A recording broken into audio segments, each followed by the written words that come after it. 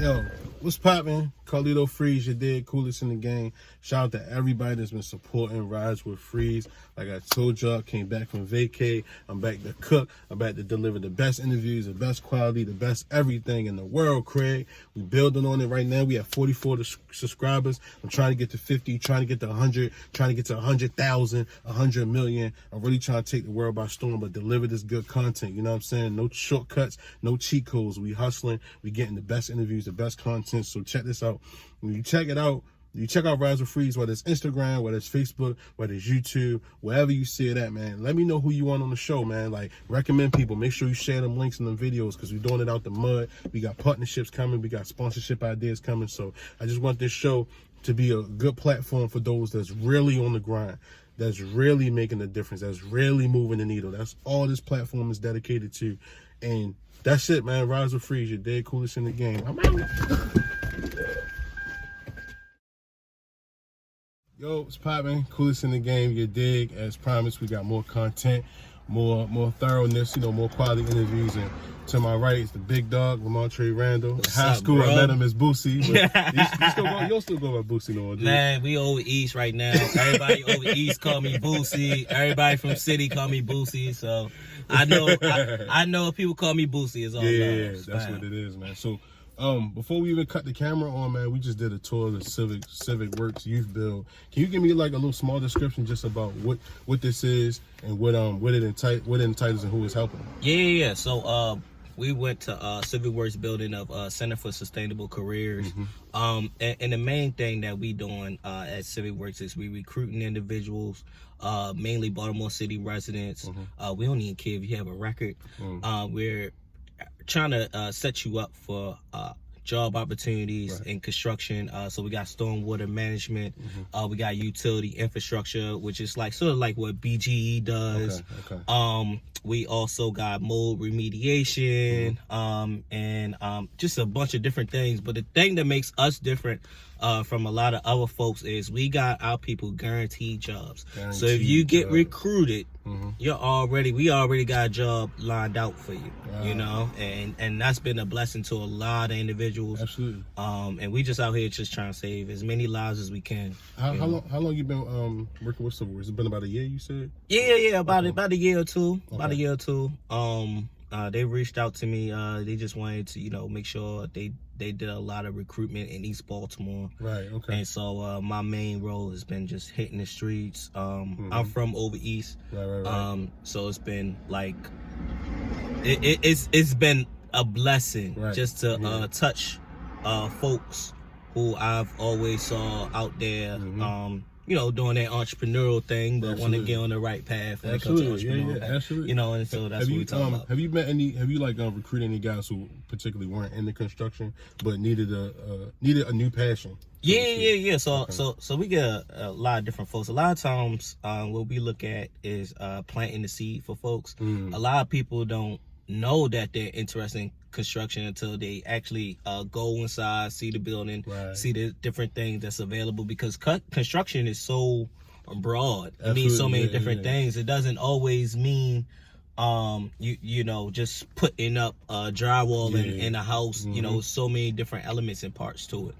And so that's what makes it beautiful about the field of construction. You guys have training, you guys have actual like a practice venue where they can kind of like get the hands-on training. Yep. So hands-on training is important. We also got classrooms so where they could, you know, get OSHA certified. I'm OSHA 30 certified. They could also makes us different is we got people who sort of like counselors, but case managers who are there to kind of like, you know, be there for you. Figure out whatever barrier you need and remove it. We got people who may can't get a license because of back child support, so we got lawyer support on deck, kind of help with that. Man. And we got people who, you know, in this field you're gonna need a car, and so we match you up to $1,000 to your car, man. So if you come with 1,000, you guys come with 1,000? We come with 1,000. Man. We got you. You come with 2,000, we got you with 1,000. Come with 5,000, we still got 1,000. Hey, but we put up that stack for you, though. Yeah. You know? And it's crazy because, like, I drive past, here all the time, and I just did an interview over here. Shout out to Call Me Keish. And I didn't really pay attention to know that this building was here, until you showed me. So, yeah, man, and that's the thing, man. That's why I'm so happy you came through, because I think this is one of those things that's just hidden, one of the hidden gems within our community. And we're gonna definitely make sure like people know about this, because I remember, I think over the summer, one of my big dogs, he hit me up about wanting a job and wanting the construction, and I was like, all right, cool, follow through, because my man said he got something. And that's important, because there's a lot of guys out here there are a lot of people out here who think opportunities aren't here, where they think the white man is holding us down, and I think that jargon don't really exist. Nah, man, it's not. Nah, it never did exist, man. It's always money in Baltimore. Always money in Baltimore, man. You know what I'm saying? You always see some sort of problem. Like you could paint. Yeah. You know what I'm saying? If you could draw, you just gotta figure out what your skill is. And just tap into it. You just tap into it. So before Civic Works, what was specifically were you working in? I know you got hands in a few things, but just for the audience, what kind of things were you specific that you would highlight that you've done the past 3-4 years? Yeah, man. I mean, so the main thing is, so I'm an entrepreneur, full-time business owner of several different companies, LLCs, and my main thing is partnerships. So even with Civic Works, we set it up to where I'm not an employee, you know what I'm saying? Okay. So, it's a partnership, you know what I'm saying? And so that's real important, because that allowed me to kind of recruit in the way that I feel as though it's beneficial to my community. Absolutely. You know, and that's something that nobody could really put a value ticket on. Okay. You know? Okay. And so right now, I'm dealing with partnerships, and I'm really trying to push for everyone to work together. So, absolutely. A lot of times people be like, all right, there's no opportunities here in Baltimore. Then cool. This world is so big, man. I was like, all right, cool. Baltimore is not trying to let me have a mobile barbershop. Laws were too tricky. Yeah, I was like, all right, let's partner with my team, and we got a mobile barbershop in Atlanta right now. Oh man, you know what I'm saying? And you know what I'm saying? Shout them out real quick, just in case. Yeah, man. Shout out to everybody in the Todd Investments group, Todd Capital, on Instagram. Yeah, man, doing amazing things, man. Really, really pushing for this group economics, which is the key, and I think is really the answer for Black people. Absolutely, that's dope. That's dope. So, keeping on that entrepreneurial talk, do you believe that there's an entrepreneurial spirit in everyone? Because you hear these, I see these quotes all the time. I see people say, you can't always work for someone, or everyone isn't meant to be a boss, so you can't have a boss. But I personally believe that, in order to sort of be a boss, you kind of have to start as an employee in a way. Yeah. So I firmly agree. I don't think everyone's an entrepreneur. I see, who's the entrepreneur? That person that was selling candy at the school. You know what I'm saying? That's usually the early sign. Like, oh, okay, you're an entrepreneur. You got it in you. But everybody should be an investor. Okay. And that's the difference, everybody's not good at business, even business owners, right? Yeah. And so I help with like business owners and help their business grow. And I will tell you firsthand, there's a lot of business owners who, good at cooking or good at doing this and that, but not really the best at running the business. Okay. You know what I'm saying? Okay. And so, that's the difference. And sometimes, it takes skills, it takes repetition, and it takes taking advantage of different resources. Patience, yo. Patience is big, and that's what makes. See, that's why I'm scared of these fake entrepreneurs out here, man. It really it takes patience, man. You tell the real entrepreneurs, the ones that are really in a tough situation, and still like not doing the 9-to-5, still like, all right, we're gonna make a way. Absolutely. So my first way of being an entrepreneur was when I first left college. Once I graduated and everything, I got a AmeriCorps position at community mediation, and with AmeriCorps, you ain't making much money. So I was doing, at the taxes and everything, I probably was making $4.25 or something like that, right? a hustler like me, Mm-hmm. I'm gonna see that like, all right, what else can I do? So I was Yeah. learning about investing. I was starting different businesses, Yeah. and that's when I partnered with my bros and we did the Be More Group. Okay. You know what I'm saying? The Be More And Group, started a consulting firm. And Mhm. so that started from, and that's why relationships important. Absolutely. So University of Maryland tapped us and was like, hey, you know, we got this project, and we're trying to connect Baltimore college student, Baltimore high school students, Mhm. and we need a consultant. Mm. I was like, a consultant? I didn't know what the hell a consultant was, yo. But hey, and pretty much what it was is, as a consultant, you pretty much, you know, give advice to different organizations, institutions on how, you know, they could do certain things. Absolutely. And so Absolutely. that was pretty much my role. Mhm. And I got money for it, and I was like, "What? I could get paid to do what I love." You know what I'm saying? And it's good money. I'm like, "What?" Mhm. And so the entrepreneur in me was like, "Man, who else needed services? Yeah. I'm gonna start a firm, a consulting firm." And Mhm. so, you know, instead of me just getting all the love by myself, I was like, "No, let me make sure all my bros eat. Absolutely. Let's start this business Right, together." that's your point. Absolutely. And so that's been always my push, man. It's always, yo, how can we all work together? Because for real, I can't do everything. Absolutely. You can't do it on your own. You Can't need a do it strong all team. alone. Yeah. So, how much of a role did college play into how you navigate and how you made relationships? Because you also hear that, you know, you don't need college to get here, or you do need college, or college is a scam and puts you in debt. Like, what's your feelings about that? The debt in college is real. Mm. That's so real. I would say University of Maryland, particularly for me. Well, I'll say college in general. So Yeah. it depends on if you went to HBCU, PWI. Uh-huh. I went to a PWI, and it taught me a lot about how to interact with other coaches. You know, and that was key. And I'll tell anybody, man, college will be a scam if you don't come in there with a goal in mind. So my goal was to, you know more about different cultures. So I studied Asian American studies. I actually minored in that. Okay. And I was building such a rapport with that, that one of the professors actually became one of my close friends. We still cool to this day. Dope. We went to go to the White House together, visit really? the White House. You know what I'm man. saying? I went over to Japan. They helped with payment when it came to that. You know what I'm saying? But yeah, and it was to a point where for me, I really was like, all right, yo, I gotta bridge the gap. You know what I'm saying? All these different communities know how to work together. Like, how can I teach my people how to work together? Absolutely. And so I was always joining different groups, learning about different cultures, and being immersed with it. And it got to a point where, you know what I'm saying, I kind of flipped it.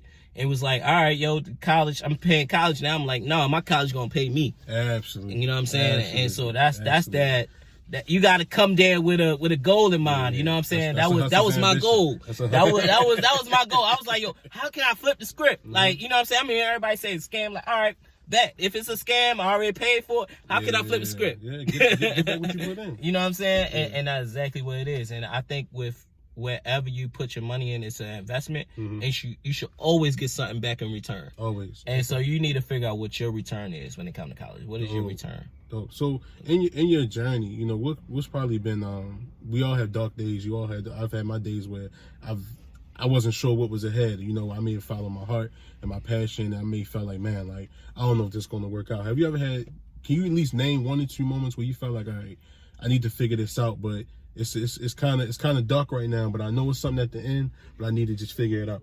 Yo, it's all about surrounding yourself with the right people, the right team. Absolutely. As an entrepreneur, you go through that at least once a month. Trust me. And that's when you tap into your team to kind of get you right. When I first started the entrepreneurial path, and it's funny because you get to a point where sometimes even in this consulting world, you go to contract, right? And so it gets to a point where one of the contracts is ending, right? Right. And so you start to worry, you start to, get, but what it is that, and you be like, yo, what am I doing wrong? I'm networking, I'm talking to people. It's all about patience. Absolutely. And so somebody remind me, it's like I believe it's a duck. So a duck on top of the water is calm. Okay. But under the water, his legs going fast, yeah. very fast. And so as an entrepreneur, that's you, right? Okay. And you thinking, okay, I'm moving fast, but I feel like I ain't going nowhere, right? Right. But when you have patience, remember, turtles always win the race, man. When you have patience, every time when I thought I was gonna give up or whatever, that's when an opportunity comes right into my lap. Wow. You know what I'm saying? Wow. And a lot of times it's important for you to diversify what you do too. Absolutely. So you know what I'm saying? A lot of people kind of get into that tricky situation because they only got one stream of income flowing. And that's why it's important to have multiple streams. So you know what I'm saying? I was like, okay, the one of the consultant thing was coming slow. Somebody tapped me and was like, hey, do you know a cleaner? And I was like, yeah, I always taught to say yes before I say no, right? And so I said, yeah, I know a cleaner. So I'm calling around. I couldn't find nobody to clean, so I just cleaned it myself. And you know what I'm saying? It humbles you when you wipe it down the toilet. You know what I'm saying? And what I learned with that was like, yo, I could start a cleaning business. And yo, believe it or not, yo, the cleaning business has been one of the major things to help connect me to other different resources. The cleaning business went into maintenance, went into rehab, went to property management. You know what I'm saying? So sometimes it takes you cleaning toilets to get to the big job. Absolutely. You know what I'm saying? And so that's why I always respected the janitor. And that was my first job. My first job was as a janitor in my middle school. The janitor came and asked anybody did they want a job, and I was the only one that raised my hand. And then a week later, after everybody saw me working and getting money, then everybody wanted to be a janitor. You know what I'm saying? And so I always was like, all right, look, that was one of my first lessons as a youngin'. Like, yo, do what you want to do, what you feel as though is right, and don't really worry about the way, because everybody else will follow. Yeah, so I feel like mainly some of what you're saying too is you got to fill the void. That's it. You got to fill the void. That's it. Because it's the easiest thing to do is to kind of follow what's already going on, what's trending in a way, because it's not like you can just fall in place like that, but you kind of get lost. And you kind of just get lost in that, I don't want to say sauce, but you can just get lost in the herd. You get kind of lost in the herd, but you know, when you kind of trailblazing, you creating your own path, you're going to kick up the most dust. You're kind of going to fall amongst the most stones, but it's you trailblazing that. Yeah. You know what I mean, that's definitely what I admire about you. And definitely, man, congratulations, newfound father. Yeah, man. You know what I mean, how's love and fatherhood, and how's it changed you, you know? You know, love. Well, and evolved you, not changed. Yeah. So, me and the queen, we've been rocking for like, 9 or 10 years. Beautiful. You know what I'm saying? Beautiful. And I think one of the things, I don't even think it was really love that really kept us going. It's the friendship. Because she's my best friend. Whenever we, you know, have a disagreement or something, we still find ways to work it out. And our family has always been holding us down, friends and family. So it's always that.